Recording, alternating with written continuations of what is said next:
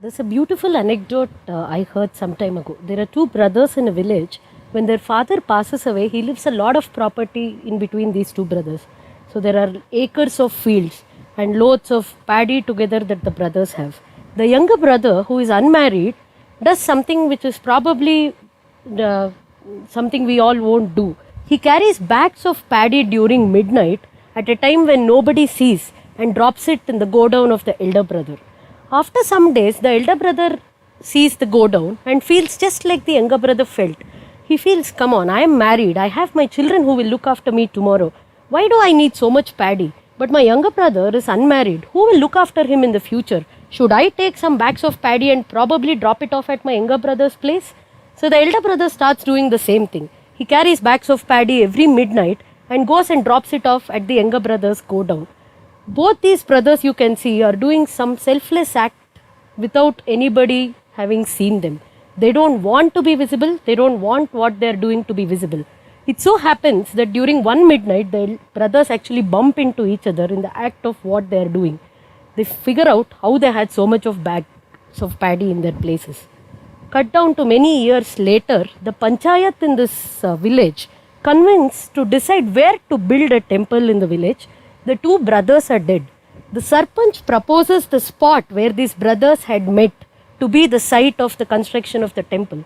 Everybody is perplexed. Why that of all other places? The Sarpanch says that this very spot is sanctified by the act of giving.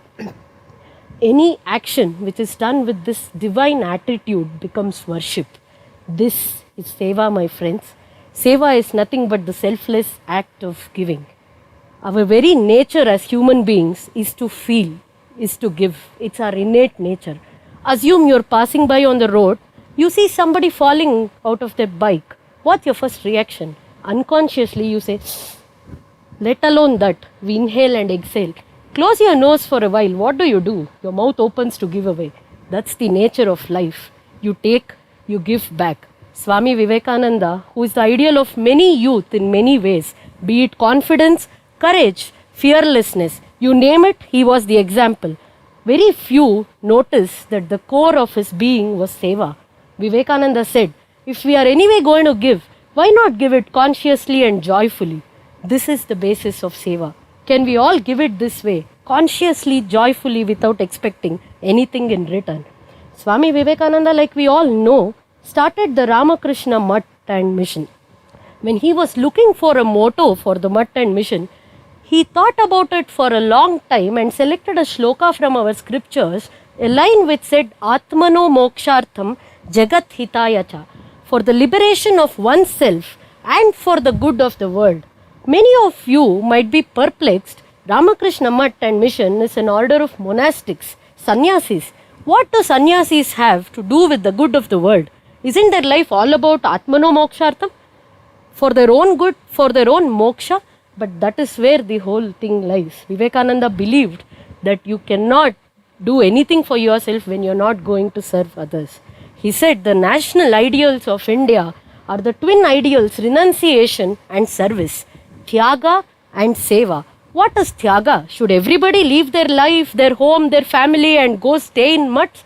Not at all. Tyaga is a very beautiful and simple principle that he gave us. He said, can you stretch your hand more than you actually can? Can you just do more? More not in comparison with others, but probably more than what you did yesterday. This is the essence of Tyaga. How do we really explain this? In India, all of us know that most of the times you would have seen when you are gifting somebody, you give 51 rupees, 101 rupees. Does giving 100 rupees mean that we don't have 150 rupees? It doesn't. It only means that even if I have 100 rupees and 100 rupees is what I can afford to give, I will try to give more than that. This is the beauty of Tyaga. Tyaga doesn't mean you leave everything behind. It is, can I put another person ahead of me and give them more than what I actually can? Swami Vivekananda said this beautifully. He said, you should have 3 H to do good to others. What is it? Head to think or conceive, heart to feel. Is it enough if you have your heart to feel and head to think? You need your hands to work. He said the most ideal personality is somebody in whom all these faculties are in harmony. To give you an example, if you have heard of a Nobel Prize winner called Albert Schweitzer, you can of course learn more about him on the internet, but he rendered a lot of medical service to the downtrodden in Africa. A very small incident in his life which could teach us a lot is there was an aftermath party after all the service he had done and he had won the Nobel Prize. About 16 to 17 people were in attendance. For the ease of calculation, let's just say there are 16 people. So when the 16 people were actually partying and Sir Albert was sitting there, a waitress came in with a cake in celebration of his achievement. So Albert asked, "Madam, why don't you divide this into the number of pieces of the people present here?" She said, "Yes, sir, including you, there are 16 in attendance." Sir Albert said, "Divide it into 17 pieces." She said, "Sorry, sir, I think you didn't hear me. There are only 16 people in attendance." Sir Albert said, "You're here, madam. Including you, it's 17. You also deserve a piece of this cake." So this is Tyaga and Seva. Does it become your nature? Does it become an integral part of your nature to give? You don't give as, something you have to think, decide and do. It should come to you as normally as you do any other thing in life. This was not only preached by Swami Vivekananda, but practiced in his life from a very young age. We all know that during his childhood, Swami Vivekananda's mother used to lock him up in a room because anytime somebody comes begging for alms, Vivekananda used to take whatever was there in his hand's reach and give it to them. It was new clothes, new saris of his mother sometime, whatever food she had cooked for the family. Even when she locked him up in a room, Swami Vivekananda didn't stop. He used to open the window and put things out of the window for people who were asking.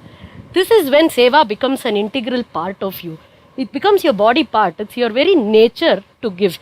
When he grew up again, you see a lot of such incidents in Swami Vivekananda's life. He was traveling in a train in Rajasthan when he saw a very elderly gentleman selling peanuts outside the train, and he could make out from his facial expression that he had not earned enough for the day. So Vivekananda felt so bad that he sent the brahmachari, another young monk who was with him, to go buy peanuts. The brahmacharin did as he was guided, but he was surprised because Vivekananda was not supposed to eat peanuts because of his health condition. When the brahmachari got back the peanuts, Vivekananda distributed it to all passengers and said, "Please have and be happy." He didn't eat a single peanut. The brahmachari was perplexed, and when he asked, he said, "Did you see the joy on that man's face, the seller's face, when we just gave him 1 rupee? He will feed himself and his family happy today." How many of us can think of, small ways of serving people? I don't know what I and you would have thought of if we would have just seen the man there. You could think this is a very simple act of service, but there was once a big famine in Bengal, and Vivekananda, like all of us know, is a big intellectual, right? He was very well read of all the scriptures. So, very well known Pandit from northern India came to Vivekananda during this time. Vivekananda was very depressed because of the helplessness he could see around. A lot of people were starving, and it was not in his hand, to see that everybody gets food. He wasn't satisfied just by one act of service where, okay, I have done my bit by giving food to 5 people. He wanted to see that nobody starves, and this is not really easy. So he was very depressed. At such a time, when the Pandit came and said, "Swamiji, I want to have a debate on Vedanta with you," Swamiji very clearly told him, "What are you even saying, sir? Let us first ameliorate what the starvation is there among the masses. If I could stake my whole life and even my soul to take out the starvation of the masses, that alone is my Vedanta today." Imagine what this man or what this personality was, let alone feeling this for humankind. At another time, Swamiji tells a Pandit, "Sir, as long as even a stray dog in my country is starving, my Vedanta, my religion will be to feed and take care of the God." That is the kind of feeling Swamiji had for each and every human being. When Swamiji came to Kanyakumari, all of us know that there is a rock. He swam across the oceans, sat on the rock, meditated, and there's a memorial in its place. When I ask people what he meditated on, not very many of them are sure about what it was. He meditated on India, not on any other god or goddess. He meditated on the idea of India, her past, her present, and what he wanted her to be in the future. "What can I do, mother?" he asked, "so that people are not ridden with poverty and ignorance in my land. 3 days without moving from a place on the same rock." Imagine what it would have taken for this man. That's the love he had for his countrymen and for the humankind at large. After this, when Swamiji went to the West, a lot of people in palatial mansions welcomed him. Swamiji was a wandering monk in India, didn't have anything to eat, walked barefoot, thorns pricking his feet. Imagine for somebody like us if we were just moved from this position to where everybody is calling us home and feeding us like bhaksha bhojya and giving you a great bed to sleep on. The first thing we would do is probably get a good night's sleep. Swamiji got down on the floor, started weeping. He said, there are so many lakhs in my country who don't have a small piece of cloth also on their bodies. They might be suffering from cold. How can I sleep in this palatial mansion on the bed? He wept. Swami Vivekananda, whom they call Vishwa Vijeta, he had won over the world, wept. This is the love Swamiji had for the country and what serving his people meant to him. To put this more beautifully, I think you'll have to see the lives of some of the disciples of Swamiji who not only came within India but who came from the West at just one call of his to serve India. Sister Josephine MacLeod asked Swamiji, what can I do for you? I'm so impressed by what you are and what you've been serving. He said, just love India, serve India, don't do anything for me, right? And Sister Christine, she puts it so beautifully and she says, my love for India started the moment I heard him uttering that one word, India. 5 letters, but there were so many feelings in it. There was love, there was adoration, there was pride, there was longing, there was agony. Even pages of literature couldn't do that. We all know Margaret Noble, Sister Nivedita, again came because she was inspired by him to come and serve in India, and the service she rendered to the masses here is inexplicable. This is enough testimony to what Seva meant to Swamiji. Better example if you want really is Swamiji set up the Belur Mutt, which till today is the headquarters of Ramakrishna Mutts all over the world. So Belur Mutt land was bought sometime in 1898 and a few buildings had been constructed because otherwise all the disciples of Ramakrishna Paramahamsa, who was Vivekananda's guru, and any other monks who came later were staying in different places and wandering around here and there. So when they constructed these buildings, after about 3 months, there was a bad outbreak of plague in Bengal. The first thing that came to Vivekananda's mind is, can I just sell all this land and all these mutts, all the buildings that I have and just serve the people? Imagine feeling that, we can't sell a small, probably, don't know, a minute portion of what we have. And he was ready to sell something which meant so much to him just to alleviate the suffering of people where the plague had broken. Then the sequence of events was that Sharada Devi, who is his Guru Ma, Sri Ramakrishna Paramahamsa's divine consort, she said this mutt can't be sold because this is one outbreak, but there will be a lot more such epidemics and relief efforts which will be carried on by this mutt in the ages to come. The epidemics will be alleviated and the relief efforts will be carried on. And that's the only thing which convinced Vivekananda. But you will not believe that this Vishwa Vijeta, who had just returned, speaking at a grand stage like Parliament of World Religions in Chicago, took to the streets to clean the drains, to sweep, and he awoke all his monks, brother monks who were seated in meditation, and said, they alone live who live for others. Rest are more dead than alive. Come sleep all the streets with me. This is what Swami Vivekananda's heart was made of. And true to the testimony of what Sharda Devi said that day and what Vivekananda meant, till today, even the latest flood which happened in Kerala and Kodagu that you people are aware of, Ramakrishna Mutts all over did a lot of service to the poor. This is what Swami Vivekananda preached all his life. To this day, you can see a lot of people who are inspired by the lives of Swami Vivekananda and carrying on his message further. I met about 5 to 6 years ago, I met somebody called Rajesh in Hyderabad, a commerce graduate who was very young that time, say about 25, 27. And the work he was doing was inexplicable. There are a lot of people who are thrown out of hospitals and even their homes, poor people who are not looked after by their family because the families feel they can never get well again or might die in a few days.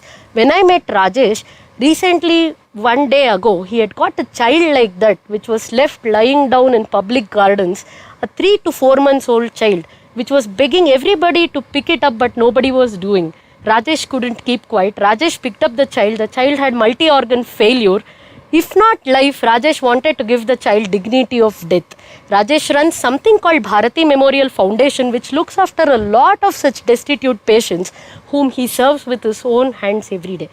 When I asked Rajesh what really inspires him to do this work, he said, there is a set of books called Complete Works of Swami Vivekananda, 9 volumes, in which his whole life and teachings are covered.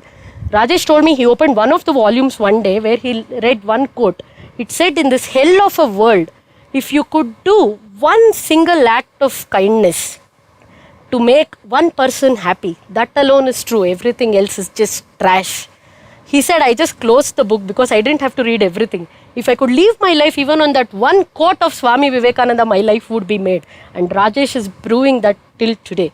This is what Vivekananda was. Every word of his, like Roma Rolla said, it passes current through your body. You can't just keep quiet when you read his and you feel like doing something to the society.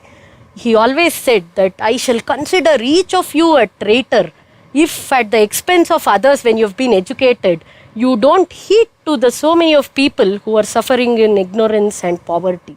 So each of us is a traitor if we don't do anything according to Swamiji. When I tell this, usually people ask, I am not educated at anybody's expense. I won my scholarship. My parents gave me the money. Just imagine from the time you got up today, how many people have been at your service. Your milkman got your milk at your door. Your maid came and swept your house. Let alone that, you have been staying in a building, living in a building which was built by migrant labor whose children couldn't study because they were in a different city every 3 months and they didn't know the language. How can we even claim that whatever we are all by ourselves?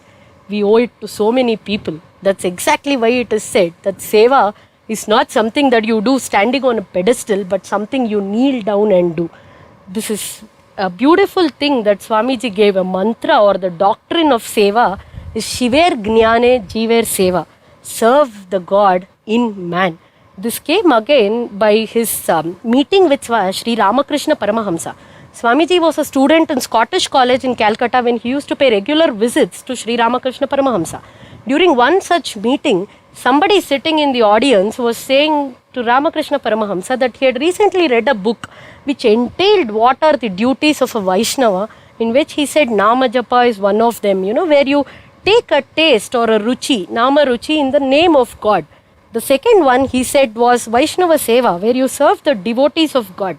He just uttered that the third one is Jiver Daya when Ramakrishna Paramahamsa went into Samadhi or ecstasy. It took him 20 minutes to come back and he rebuked the man saying, who are you? Are you God?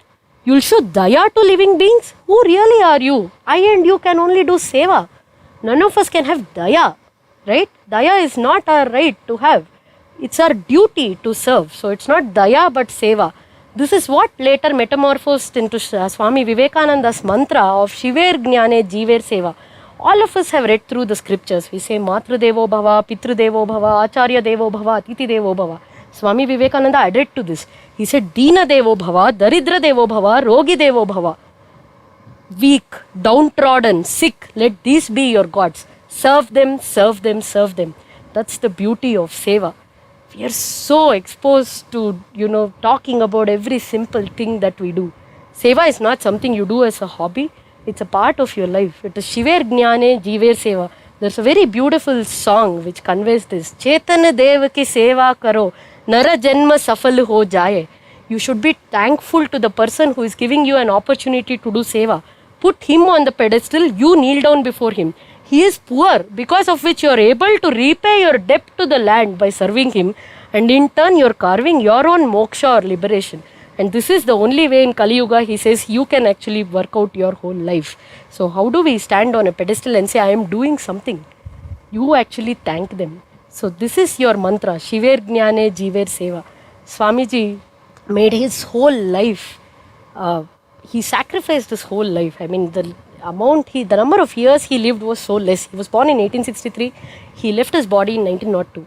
But the amount of lessons he has given us in those 39 years probably is, like Rajesh said, one lesson we take out of this is all we need for our whole life. And like I spoke to you about Rajesh, there are a lot of other people. We have Lata Rao right here where we are recording this in Bangalore, one of the volunteers who saw the migrant labor kids who were roaming around and started a school for them. Again, inspired by Swami Vivekananda saying, if children don't come to education, education has to go to them.